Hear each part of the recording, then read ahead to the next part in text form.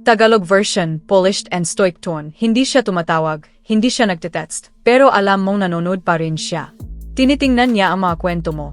Tumitigil siya sa pahina mo. Tahimik pero interesado.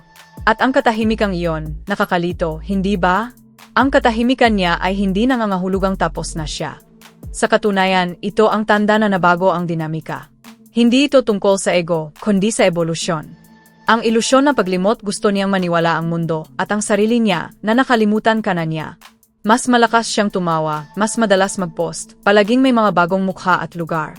Bawat litreto, bawat caption na nagsasabing ayos lang ako, ay isang pagtatangka na takpan ang kawalan na iniwan mo. Ngunit ang totoong paglimot ay hindi kailanman kailangan na audience. Nangyayari ito ng tahimik, walang pagpapanggap, walang laban. Ang katahimikan niya ay hindi galing sa kapayapaan kundi sa pride. Isa itong palabas para kumbinsihin ang sarili niyang wala na siyang pakialam. Pero sa gabi, kapag wala na ang ingay at madilim na ang screen, bumabalik ang lahat. Ang paraan na pananalita mo, ang kalmadong tindig mo, at ang pag-alis mong walang galit, lahat iyon ay paulit-ulit sa isip niya. Dahil sa gitna ng kaguluhan niya, naalala niya ang kapayapaang dala mo. Alam ito ng mga stoic. Si Cleandes, na pinagtatawanan ng mga tao, ay hindi kailanman nag-react. Hindi niya kailangang patunayan na tama siya. Nanatili siyang payapa, alam niyang ang katotohanan ay hindi kailangang ipaglaban. Ganoon ka rin ngayon, hindi naghihiganti, hindi humahanap ng pansin. Namumuhay ka sa disiplina ng pagnanais, gaya ng sinabi ni Epictetus, huwag gustuhin ang mga bagay na wala sa kontrol mo. Kaya siya muling naakit sa katahimikan mo. Ipinapakita nito kung gaano siya ka-out of control sa sarili niyang emosyon. Sa labas, maganda siya, masaya, masigla. Sa loob, magulo, walang direksyon. Dahil walang kapalit ang presensya ng taong payapa. Ang tawag ng mga stoic dito ay apatheia, ang estado na emosyonal na balance. Ang kapayapaan na hindi palabas, kundi likas. Kuryosidad na walang kontak ang katahimikan niya ay isang pagsubok. Hindi siya lumalapit, pero pinagmamasdan ka pa rin. Tinitingnan niya ang mga story mo, binabanggit ka sa mga kaibigan, o minsan ay binabalikan ang mga litreto mo sa kalagitnaan ng gabi. Tahimik, pero hindi wala. Umaasa siyang makita na ikaw ay umikot pa rin sa mundo niya. Pero kapag nakita niyang kalmado ka, tahimik, at nakatuon sa sarili mong kapayapaan, nagbabago ang lahat. Dahil ang katahimikan na isang lalaking deti nagbigay ng lahat ay mas malakas kaysa sa kahit anong salita. Sinasabi ng katahimikan mo na hindi mo na kailangang habulin ang reaksyon niya o ang pag-apruba niya. Ang enerhiya mo ay para ng gayon sa sarili mong layunin, disiplina, at respeto sa sarili. At doon siya naguguluhan. Si Zeno, isa pang stoic, ay nawala ang lahat sa isang shipwreck, kayamanan, ari-arian, kaginhawaan.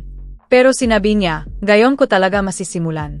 Ganyan din ang katahimikan mo, hindi parusa, kundi muling pagsilang. Hindi ka na hinuhubog ng kung sino ang umalis o nanatili. Hinuhubog ka na kung paano ka nanatiling payapa sa gitna ng pagkawala.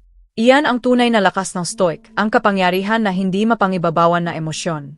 Habang mas pinipili mong tumahimik, lalo siyang nag-isip. Kapag hindi ka niya mabasa, lalo niyang gustong intindihin. Kapag hindi ka niya makontrol, doon siya nagsisimulang mangamba. Dahil ang kuryosidad ay lumalago kapag nawawala ang kontrol. Ang iyong katahimikan ay hindi kahinaan. Isa itong salamin ng kapangyarihang makontrol ang sarili. At kapag tumingin siyang gayon, hindi lang niya nakikita ang lalaking nawala sa kanya, kundi ang lalaking hindi niya kailanman tunay na naunawaan, hanggang sa mawala ito. Ang salamin ang katahimikan mo ay naging salamin niya. Sa tuwing inaalala ka niya, hindi ikaw ang tinitingnan niya, kundi ang sarili niya. Ang mga sinabi niya, ang mga laro niyang nilaro, ang paraan ng paglayo niya. Lahat iyon ay bumabalik sa kanya. At doon siya natatakot. Dahil ang katahimikan ay hindi nagtatanggol, hindi nag-away, ipinapakita lang ang katotohanan. At sa dulo, iyon ang hindi niya matakasan. Tagalog version, stoic masculine narrative tinatanggal ng katahimikan ang lahat ng ilusyon na parehong pinagtataguan ng dalawang tao. Nang tumigil ka mag-react, napilitan siyang harapin ang katotohanan, hindi tungkol sa'yo, kundi tungkol sa sarili niya. Kung paano niya trinato ang isang bagay na matatag. Kung paano niya inakala na ang iyong presensya ay kahinaan. Kung paano siya tumakbo palayo sa isang bagay na totoo. At ngayon, kapag lumilingon siya, hindi pag-ibig o galit ang nararamdaman niya, kundi pagkakaunawa. Ang pagkaunawang hindi ka kailanman nakiusap, hindi ka bumagsak. Nanatili kang kalmado. At ang pagkakalma mong iyon, mas nakakaistorbo sa kanya kaysa anumang salita. Isipin mo si Kripos, ang stoic na nagsabing nagsisimula ang karunungan kapag ang tao ay tumigil sa pagsisisi sa iba at nagsimulang unawain ang sarili. Iyon ang naging aral ng katahimikan mo. Sa pagtangging mag-react, ibinigay mo sa kanya ang salamin. Hindi niya gusto ang salaming iyon, ang nagpapakita ng kanyang pride, ego, at takot sa pagiging marupok. Sa publiko, iniwasan niya iyon. Pero sa gabi, kapag bumababa ang kanyang depensa, kapag tahimik ng paligid, hawak niya ang telepono pero hindi niya magawang mag-tap. Iyan ang kabalintunaan ng lahat. Akala niya, ang katahimikan ay tanda ng paglimot. Pero sa halip, ito ang dahilan kung bakit lalo kanyang naalala. Dahil sa kalma mo, nakita niya ang mga bagay na wala sa kanya, disiplina, kontrol, at kapayapaan. Ang pagkawala mo ay naging guro. Tumigil kang magpaliwanag at nagsimula siyang makaunawa. Tumigil kang maghanap ng closure at nagsimula siyang maghanap ng kahulugan. Sabi ng mga Stoic, ang mundo ay refleksyon ng kalabayan na iyong kalooban. Ang kapayapaan sa loob ay lumilikha ng kapayapaan sa labas. At iyon ang nasasaksihan niya ngayon mula sa malayo. Nakikita niya ang lalaking hindi bumagsak sa harap ng pagtanggi, kundi umangat sa ibabaw nito. Ang lalaking ginamit ang pag-isa hindi bilang parusa, kundi bilang pagbabago. Habang siya ay nagtatago sa likod ng distraksyon, ikaw ay nagtayo ng bagay na hindi matinag, self-respect. Iyan ang dahilan kung bakit nanonood pa rin siya. Hindi para muling buhayin ang nakaraan, kundi dahil ipinakita ng katahimikan mo kung ano ang tunay na lakas. Kapag naramdaman mong naroon pa rin ang enerhiya niya, tandaan, hindi dahil hinihintay kanya magsalita, kundi dahil ang tahimik mong pagninilay ay patuloy na nagsasalita para sa sarili nito. Ikaw ang naging salamin na iniwasan niya, dahil ipinapakita nito ang nawala na minamalit niya ang iyong kalma. Ang alingaungaw na disiplina, ang disiplina ay nag-iwan ng bakas na mas malalim kaysa salita. Naalala niya ang lalaking hindi nakipagtalo, hindi humabol, hindi sumuko. Hinarap mo ang pagtanggi tulad na mandirigmang humaharap sa sakit, hindi nawawala sa anyo. Nang inaasahan niyang gulo, kapayapaan ang binigay mo. Nang naghihintay siya ng pagpapatunay, katahimikan ang isinagot mo. At ang katahimikan na iyon ay nagsalita ng higit kaysa anumang paliwanag. Ipinakita nito na naabot mo ang antas ng kontrol na hindi niya inakalang kaya mo. Isang uri ng kapanatagan na hindi kayang ipanggap, kundi pinaghirapan. Maraming naniniwala na ang katahimikan ay kawalan. Pero sa kaso mo, ito ay presensya, isang presensyang malakas at may bigat. Araw-araw na hindi kanya naririnig, hindi lang mga salita mo ang namimiss niya. Namimiss niya ang disiplina mo. Ang alaala ng pananatili mong matatag habang siya ay naguguluhan ay parang alingaungaw na hindi niya mapatahimik. Nakakatakot iyon para sa kanya, hindi dahil pinarusahan mo siya, kundi dahil hindi mo ginawa. Umalis ka ng may dignidad at iyon ang pinakanakayanig sa kanya. Isipin mo si Epictetus, ang stoic na lumpo habang buhay matapos bugbugin ng kanyang amo, ngunit hindi kailanman hinayaang tukuyin na sakit ang kanyang pagkatao. Ginawa niyang perspektibo ang pagdurusa. Ginawa mong ganon ding ginamit mo ang sakit upang tumibay, hindi upang masira. Tumigil ka maghintay na makita na iba ang halaga mo, dahil alam mo na ito. Gayon, nanonood pa rin siya. Hindi dahil interesado siya sa buhay mo, kundi dahil ipinapaalala ng kapanatagan mo ang kaguluhan sa kanya. Bawat kalmadong desisyon mo ay naglalantad na agwat sa pagitan ng kontrol at pagkalito. Ang disiplina mo ang naging salamin na pagkakaiba. At ito ang katotohanang bihirang maunawaan ng karamihan. Ang disiplina ay pagnanasa na muling hinubog. Kapag tumigil kang magpadala sa impulsyon, nagsisimula kang maging amo ng sarili mong damdamin. Tumigil ka mangailangan ng pagpapatunay at ang kawalan ng pangangailangan na iyon ay nagiging magnetiko.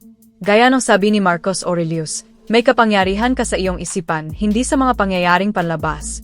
Kapag naunawaan mo ito, makakamtan mo ang tunay na lakas. Iyan ang bagay na pinakakinatatakutan niya. Dahil ngayon, nakikita niya ang lalaking minsan niyang sinubok at hindi na niya kayang yugin. Ang katahimikan mo ay hindi katapusan, kundi simula ng pagbabagong anyo. Naging buhay na patunay ka na ang self-control ang pinakamalakas na anyo ng kumpiyansa.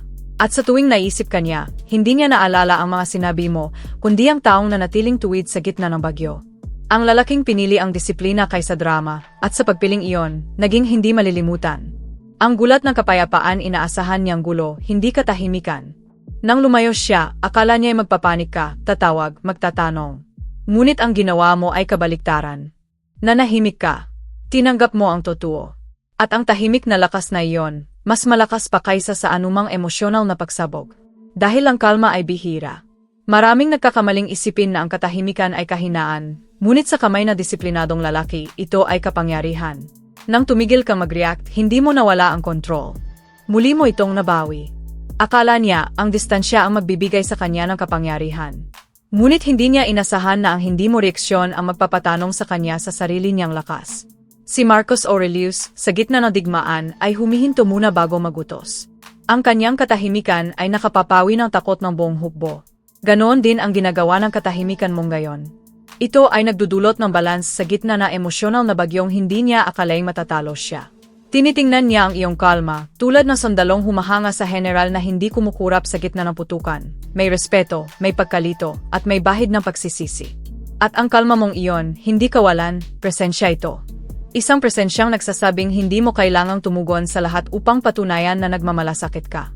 Natutunan mong ang enerhiya mo ay sagrado, at hindi bawat bagyo ay dapat mong salubungin. Iyan ang sining ng stoic, ang kaalaman kung alin ang kaya mong kontrolin, at alin ang dapat mong palayain. Hindi mo na-control ang mga desisyon niya, pero na-control mo ang sarili mong tugon. At iyan ang dahilan kung bakit ang katahimikan mo ay mas mabigat kaysa sa lahat ng salitang nasabi niya. Sinabi ni Epictetus, hindi mahalaga kung ano ang nangyayari sa iyo, kundi kung paano ka tumugon dito. Inaasahan niya ang drama. Ibinigay mo ang disiplina. Inaasahan niya ang sisi. Ibinigay mo ang kawalang pakialam. Ang ganitong emosyonal na pagbabaliktad ay nakagugulat sa kanya dahil bigla siyang hindi na ang nagdidikta ng kwento, ikaw na. Tahimik na lang siyang nanonood ngayon, hindi dahil namimiss niya ang gulo, kundi dahil nararamdaman niya ang bigat ng iyong kapayapaan. Ang iyong katahimikan ay naglantad ng totoo, na ang kanyang kalmado ay palabas lamang, ngunit ang iyo ay totoo. Iyan ang kaibahan ng pagpapanggap na hindi apektado at ng tunay na kalayaan. Hindi ka nanahimik para manipulahin, nanahimik ka para magbago. Naging ikaw ang tinatawag na mga stoic na apatheia, hindi ka walang pakialam, kundi kalayaan mula sa kaguluhan ng damdamin. Hindi ka na naapektuhan ng mga bagay na hindi nakatutulong sa iyong kapayapaan. At nararamdaman niya iyon sa kaibuturan ng kanyang pagkatao. Tuwing naalala niya ang iyong pagtitimpi, nakikita niya ang refleksyon ng sarili niyang kaguluhan. Hindi ka natugon sa emosyon niya. Naging salamin ka na hindi niya kayang takasan. Iyan ang shock of calm. Kapag ang iyong katahimikan ay nagsasalita ng wikang maririnig lamang ng kanyang konsensya. Ang hindi nasagutang kwento bawat babae ay naghahangad ng closure, ngunit tinanggihan mo siyang magkaroon nito. Inaasahan niya magkakaroon ng pagtatalo, marahil luha o emosyonal na pagputok, pero wala. Walang dramatikong pamamaalam, walang paliwanag, walang pangangailangang magpatunay. Katahimikan lamang. At ang katahimikang iyon ang naging pinakamalakas na tunog sa kanyang buhay. Naiwan siyang may mga tanong, mga alaala, at isip na paulit-ulit nagtatanong, ano kaya ang iniisip niya ngayon? Paulit-ulit niyang binabalikan ang mga mensahe, pinakikinggan sa alaala ang iyong tinig, sinusubukang unawain ang lalaking hindi na kailangang magsalita. Iyan ang kabalintunaan na katahimikan, mas marami itong sinasabi kaysa mga salita. Akala niya ang kapangyarihan ay nasa pagpapahayag, pero ipinakita mong nasa pagpipigil.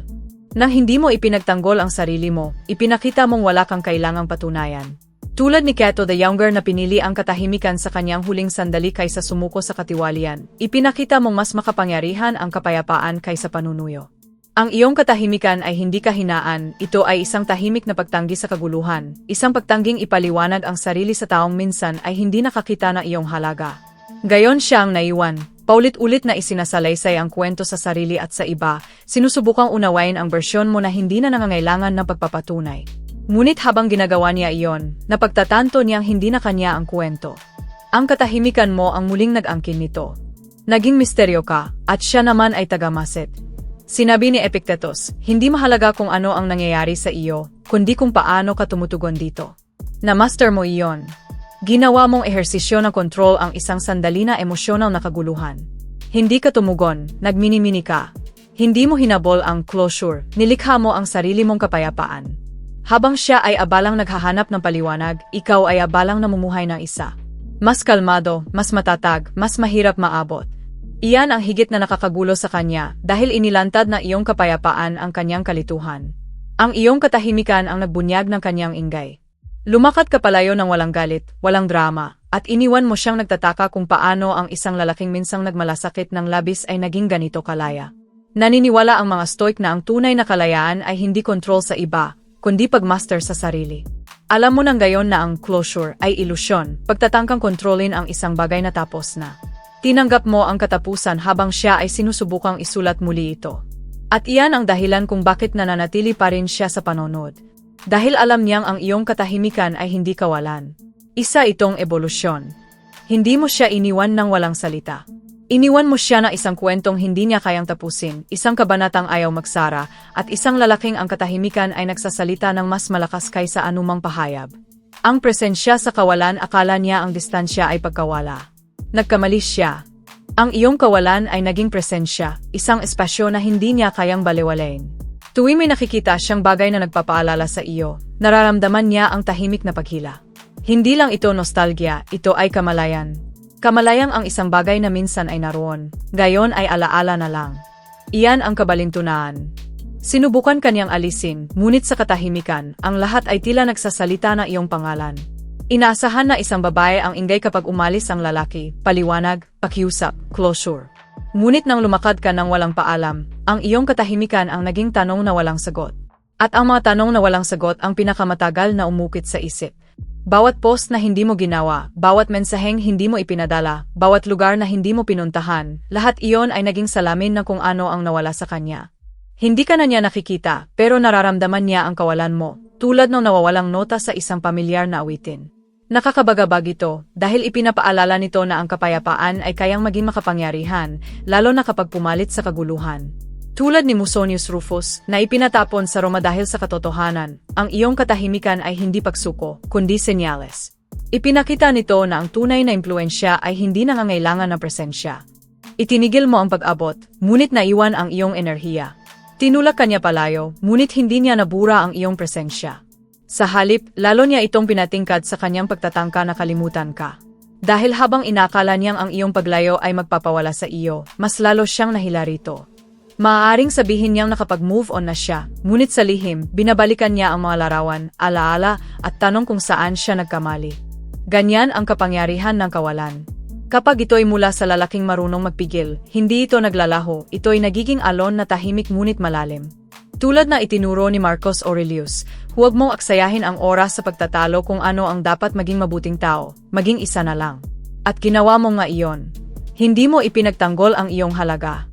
Hindi mo hinabol ang kanyang pag-unawa. Naging lalaki ka na marunong lumayo ng may kapayapaan. At iyan ang dahilan kung bakit ang iyong katahimikan ay mas malakas kaysa anumang salita. Gayon, natutunan niya na ang iyong kawalan ay hindi kawalan, ito ay presensya.